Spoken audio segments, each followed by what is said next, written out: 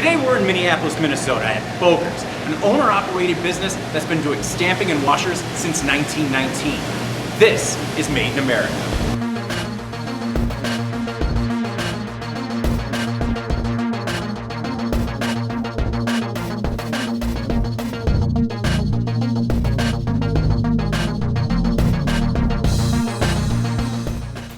Boker's has seen it all when it comes to stampings and washers. The Stamping House has been manufacturing precision metal stampings, washers, spacers, and shims since it started in a garage in Minneapolis, Minnesota in 1919. Now, the company makes more than 32,000 products from 2,000 different types of material. You name it, there's a good chance Boker's has punched it. The company was founded by Vitus Boker and his son John. Vitus immigrated to America from Denmark.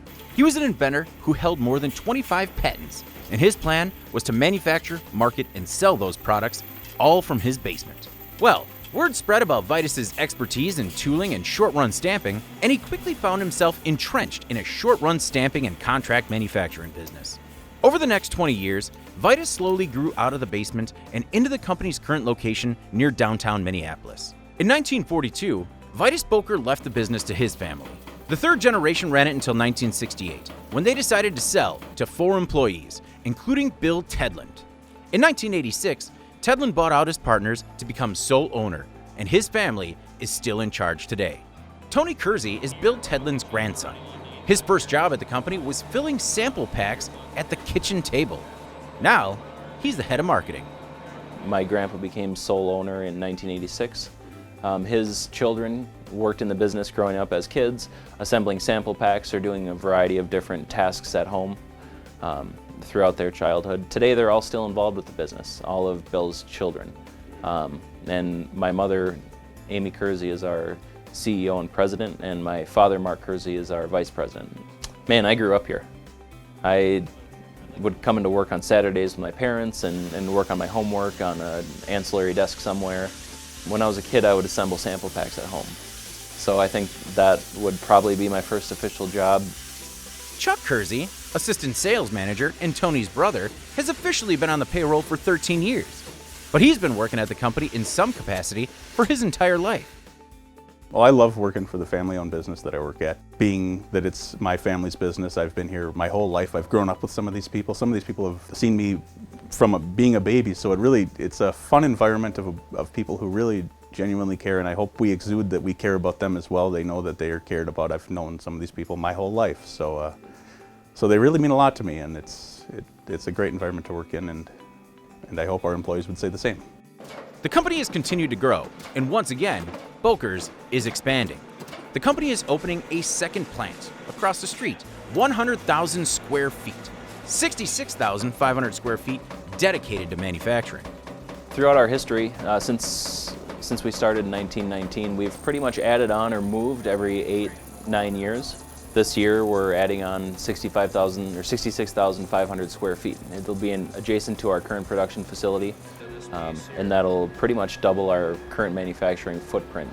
We're looking to stay here for quite a while. We've been here since 1939, and I think this new building that we're finishing up here is going to set us up for success for at least the next 50 years. The company's expansion has also enabled new investments in state-of-the-art equipment to help fulfill customer demand. For us, maintaining our equipment and always continually improving our equipment and capabilities list is really a big deal to us, mainly for our customers. We want to be able to provide them with the parts that meet or exceed their requirements, whatever the process is. And as new technology rolls out, new processes and parts are able to be developed and stamped out. So for us, getting new CNC equipment or automation equipment or visual inspection systems really helps us hold our tight quality requirements for our customers. One of the most amazing things that I've seen us purchase recently is an optical vision system. So we can visually inspect parts. There's a lot of ways to measure parts, and this system kind of takes all that technology that we're able to do on an XY coordinate and puts it into a system to be able to generate a report. It's really quite advanced. Boker's also stocks about 2,000 different types of material, primarily sourced from providers in and around the Midwest. So that really helps our customers be able to not settle for something off the shelf and be able to get something produced that exactly to their specifications. But we do have a really good supplier base here in the Midwest that we rely on heavily. I'd say there's probably about 5 key material suppliers that we've worked with, most of them for 30 plus years, some quite a bit longer than that. The company started off by serving agricultural equipment manufacturers as well as companies that made off-road recreational vehicles and medical devices. To stay competitive, the company needed to diversify. Now, their key markets are aerospace and defense, with a growing footprint in the wind power and solar industries as well. Boker's has found success for more than a century because of its focus on customer service and quality. But Tony also chalks it up to the company's experience. We have time on our side. This year is our 100th anniversary. So over those 100 years, we've really focused on refining processes and making our core competencies as well-tuned as they can be. We're a metal stamping company, so we have a variety of different departments. The process always starts in our tool and die department. So we have in-house tool and die where we produce all of our tools in-house, whether it's a compound die or progressive dies or whatever the part calls for, we produce all of the tooling in-house. According to Chuck, the company is also successful because of its processes and its people. We have a process for just about everything we do here and employees who follow and help to continually improve this process. Everybody pays attention to what they're doing, friendly people, great people to work with, a real feeling of family I'd say we have here, not just because I'm part of the family, but I would say that people genuinely care about each other, genuinely like working together, and it's a good place to work. Process comes into play in everything they do at Boker's. From receiving a purchase order to how it's manufactured and how it's shipped, it's a living process. Our employees work to continually get better at too. It's not just a document from 1919, it's a document that's been living and growing all the way to here in 2019 and will keep up into the future. We'll never be perfect, but we're going to keep getting closer and closer as we go. It's the way to stay competitive, the way to keep being the best of the best is to keep getting better at what we do, and what we do is our processes at the end of the day. U.S. manufacturing has changed significantly over the last 100 years, and the company has thrived by adapting and evolving with the demands of the industry. So there weren't a lot of stamping companies back then, there are today. There's also a lot of different manufacturing processes that happen in the United States. For us, I think the biggest change that we've seen is parts generally used to be measured or quality was accepted for form, fit, and function. Did the part work? A lot of times we used to work with the inventor or the design engineer of that specific product. Now, as companies grow and rapid industrialization happened, companies have changed, buying processes have changed. So now instead of form, fit, and function, there's just standard tolerances for acceptance of quality parts.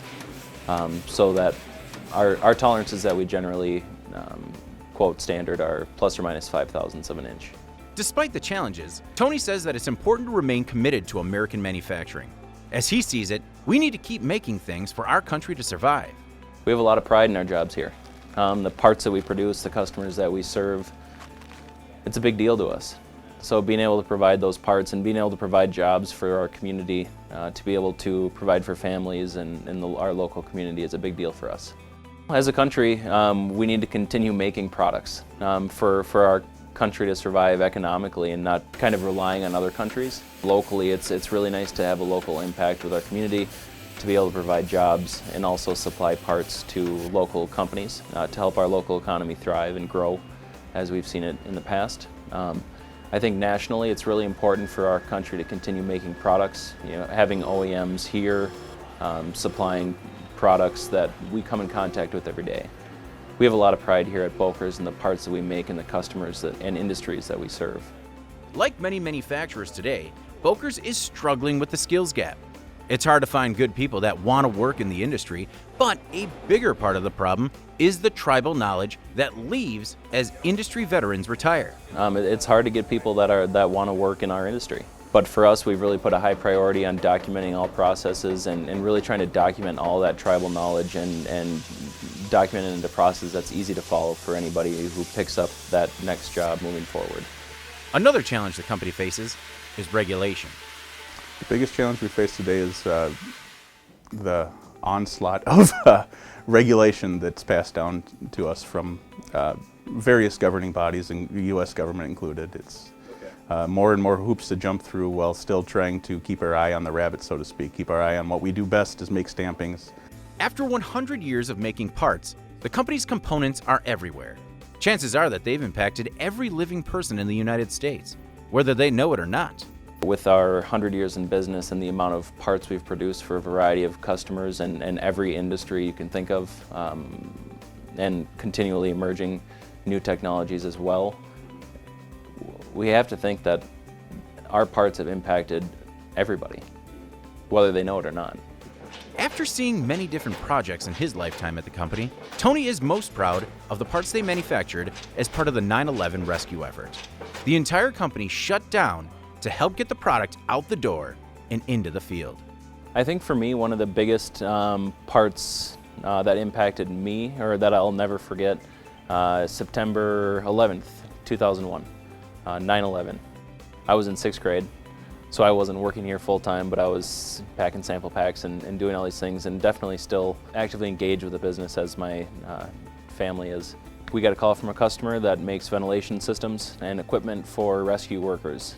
They were totally out of the systems. They needed them all for the rescue efforts at 9/11, so they asked us how quickly we can produce parts. So our team here banded together and actually got the parts out same day to New York City to be able to use in the rescue efforts. While the company has had to reinvent itself to stay in America, Chuck stresses the importance of contributing to the U.S. economy.